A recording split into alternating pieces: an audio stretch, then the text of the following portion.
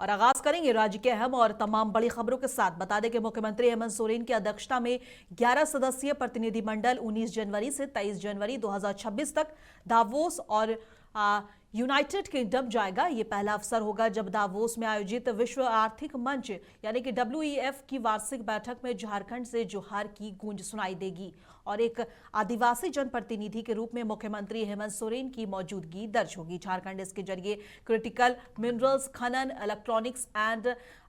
Electronics component और manufacturing और electronic vehicles और ऑटोमोबाइल, अक्षय ऊर्जा, वस्त्र निर्माण, पर्यटन और वनोत्पाद जैसे क्षेत्रों में अपनी क्षमताओं और सरकार से मिलने वाले सहयोग की जानकारी साझा करने के प्रयासों को तेज करते हुए विजन 2050 की ओर कदम बढ़ा रहा है।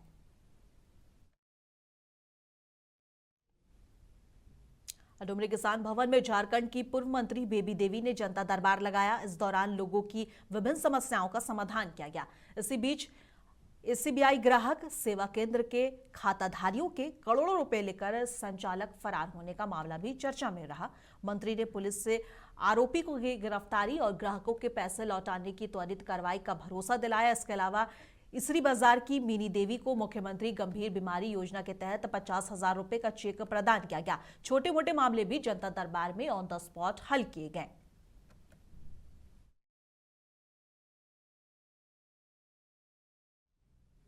जामताड़ा जिला परिषद में बड़ा राजनीतिक बदलाव हुआ। अध्यक्ष राधा रानी सोरेन के खिलाफ लाया गया अविश्वास प्रस्ताव भारी बहुमत से पारित हो गया। कुल 19 सदस्यों में से 18 ने समर्थन में मतदान किया जबकि एक कोरा मतपत्र बढ़ा।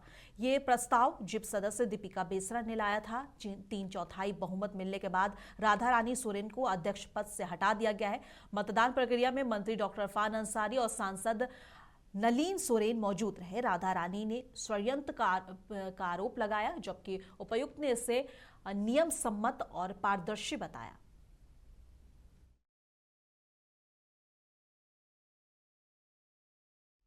जमशेदपुर में मिथिला सांस्कृतिक परिषद ने भारत के राष्ट्रपति द्रौपदी मुर्मू को मैथिली भाषा को सम्मान देने के लिए धन्यवाद ज्ञापन भेजा है। परिषद ने संविधान दिवस के अवसर पर मैथिली भाषा और संस्कृति को मिला सम्मान ऐतिहासिक बताया है। 8वीं अनुसूची में शामिल मैथिली भाषा के गौरव को राष्ट्रीय स्तर पर सराहा गया। देश भर के मैथिली समाज में गर्व का माहौल है। खुशी के इजहार में परिषद ने लोगों में लड्डू भी बांटे और पत्र में कहा गया है कि मैथिली महान कवि विद्यापति की भाषा है और 2003 में इसे संविधान की 8वीं अनुसूची में शामिल किया गया।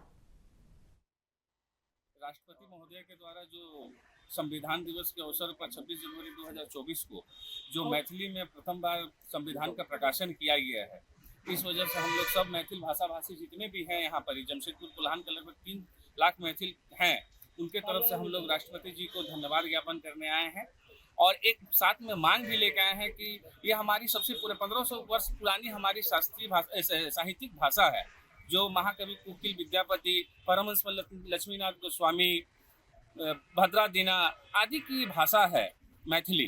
तो हम लोग चाहेंगे, सरकार से एक मांग भी रखे हैं साथ में कि इसको शास्त्रीय भाषा का दर्जा भी दिया जाए और हम लोग तत्काल प्रधानमंत्री आदरणीय अटल बिहारी वाजपेयी जी और तत्कालीन भारत सरकार को धन्यवाद देना चाहते हैं कि जिन्होंने 2003 में मैथिली को 8वीं अनुसूची में सम्मिलित किया। इसलिए और जो हमारा मैथिली में प्रकाशन हुआ है संविधान, उसके लिए हम लोग द्रौपदी मुर्मू जी को, आदरणीय महोदय राष्ट्रपति जी को हम लोग धन्यवाद देना चाह रहे हैं। इस वजह से हम लोग यहाँ समस्त मिथिला भाषा भाषी हम सब यहाँ एकत्रित हुए हैं और हम लोग पुनः राष्ट्रपति जी को आत्मीय आभार प्रकट करते हैं। आपका नाम? शिवचंद्र झा, मिथिला सांस्कृतिक परिषद सहायक महासचिव। और आज धनबाद कोर्ट में डुमरी विधायक जयराम महतो सांसद ढुल्लू महतो पर हमलावर नजर आए। उन्होंने कहा कि सांसद की 40,000 करोड़ की बेनामी संपत्ति की जांच होनी चाहिए। जयराम ने 3 पार्टनर्स के प्रॉपर्टी की भी छानबीन की मांग की है। साथ ही नगर निकाय चुनाव और पेशा कानून पर भी अपने व्यूज रखें।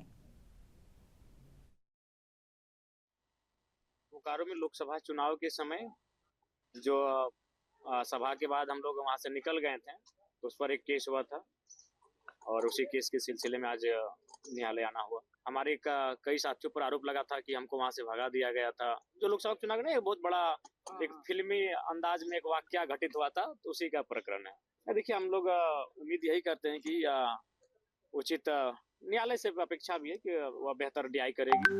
और अभी तक जितने भी केस हुए हैं उनमें बेहतर ही न्याय मिला है। आज के दौर में जितना मेरे 36 के आंकड़े अनूप सिंह जी से है उतना किसी से नहीं है। तो ये केवल कहने की बातें हैं, और वो तो उनसे बेहतर कौन जानता है कि वो दुनिया को कितना बेवकूफ बनाते हैं और किसके कितना अंदर में किसके साथ साठगांठ करते हैं, ये किसी से नहीं छुपा है। और हमने क्या कहा था, आज तो देश का हर नौजवान इन विषय को कहेगा, और वो केवल धनबाद सांसद को ही क्यों, इस देश के तमाम उन सांसद विधायकों को कहेगा जो अवैध रूप से धन एकत्रित कर रहे हैं। आज भुखमरी है, लाचारी है, गरीबी है, और उसी राज्य में, उसी देश में कोई विशेष आदमी है जिसे हम लोग विधायक, सांसद या ब्यूरोक्रेट्स कहते हैं, उसके पास लाखों नहीं, करोड़ों नहीं, हजारों करोड़ की संपत्ति है। तो ये तो कोई भी कहेगा। और हमने तो ये कोई आरोप नहीं लगाया, ये तो एक याचिका दायर हुई है, एक सुप्रीम कोर्ट में एक याचिका दायर हुई है, और उस याचिका के आधार पर न्यायालय ने राज्य सरकार को एक संदेश जारी किया है कि आप इस पर जांच करें, आप इस पे देखें कि ये क्या है मसला।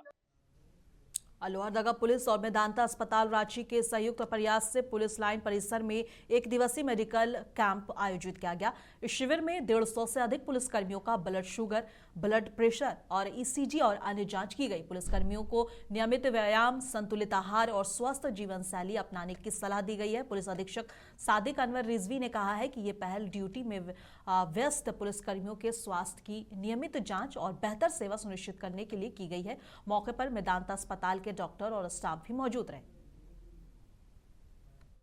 असल मकसद है पुलिस कर्मियों को जागरूक करना है। खास तौर पे हमारा जो कांस्टेबल संवर्ग है वो स्वास्थ्य के प्रति काफ़ी लापरवाह है। तो अगर वो फिट रहेंगे, क्योंकि आपको पता है 80% जो पुलिस का स्ट्रक्चर है कांस्टेबल पे टिका हुआ है, वो हेल्दी नहीं रहेंगे तो फिर सारा ड्यूटीज जो है वो बाधित होता है। हाँ बिल्कुल, रेगुलर हम लोग चाहते हैं रेगुलर हो, और ख़ास तौर पे वेदांता जैसी जो बड़ी हेल्थ अपने सेवा पूरे भारतवर्ष में दे रही है, इनसे पुनः हम आग्रह करेंगे कि ये फिर से आके यहाँ पे लोगों में इस तरह का, खासतौर पे पुलिस कर्मियों को जागरूक करें और उनको हेल्थ चेकअप करें।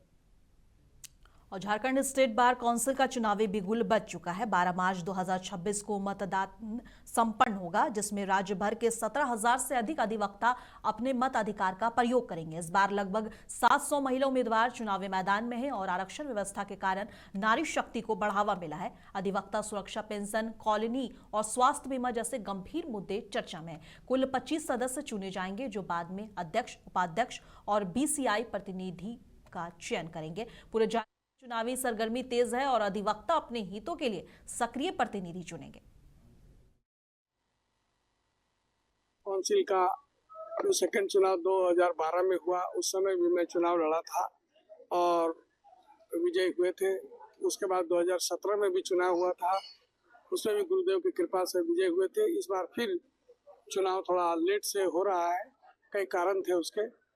जो न्यायालय का आदेश का अनुसार अभी 12/3 को हम लोगों का 12/3 मार्च माने 12/3/2026 को झारखंड स्टेट बार काउंसिल का पूरे झारखंड राज्य के तमाम डिस्ट्रिक्ट बार एसोसिएशन में मतदान होगा, और उसके बाद फिर उसी अनुसार उसका निर्णय लिया जाएगा क्रमबद्ध तरीके से, जैसे जैसे होता है प्रक्रिया किया है। यहाँ से इस बार फिर मैं स्टेट बार काउंसिल का उम्मीदवार हूँ, और इस बार लोगों का घोषणा है कि इस बार धनबाद से ही जो जीतेंगे उनको वो लोग अपना चेयरमैन के रूप में अपने को तैयार रखेंगे। पाकुड़ एसपी के निर्देश पर नगर थाना को नया थाना प्रभारी मिल गया है। इंस्पेक्टर अनिल कुमार गुप्ता ने कार्यभार संभालते हुए कानून व्यवस्था की समीक्षा शुरू कर दी है। उन्होंने चोरी और असामाजिक गतिविधियों पर सख्त रूख अपनाने का संकेत दिया है। आम नागरिकों को सतर्क रहने की अपील की गई। अधिकारी ने पुराने लंबित मामलों की शीघ्र निष्पादन और संवेदनशील इलाकों में विशेष निगरानी का भरोसा दिया है। पुलिस और जनता के बीच विश्वास मजबूत करने और नियमित गश्ती, जन सुनवाई और महिला और कमजोर वर्ग के मामलों में त्वरित कार्रवाई पर विशेष जोर रहेगा। सबसे पहले नगर थाना क्षेत्र के सभी लोगों को नए वर्ष की हार्दिक शुभकामनाएं मेरी तरफ से। और सभी खुश रहें, सभी अच्छे से रहें, यही शुभकामना है। और सभी से एक रिक्वेस्ट रहेगा कि वो पुलिसिंग को सपोर्ट करें ताकि पुलिसिंग एक बेहतर तरीके से काम करे। बाकी मेरा उद्देश्य रहेगा शहर में अमन चैन शांति बनाए रखना, जो भी घटनाएं हों उसका त्वरित निष्पादन करना मेरा प्रथम दायित्व रहे। दुमका के मसलिया थाना क्षेत्र में पुलिस को बड़ी सफलता मिली है। बेदिया पुल के पास छापेमारी कर साइबर क्राइम में शामिल एक युवक को रंगे हाथ गिरफ्तार किया गया। आरोपी तमरेज शाह पर आईटी एक्ट समेत कई धाराओं में केस दर्ज किया गया है और पुलिस ने उसे कोर्ट में पेश करने की कार्रवाई शुरू कर दी है।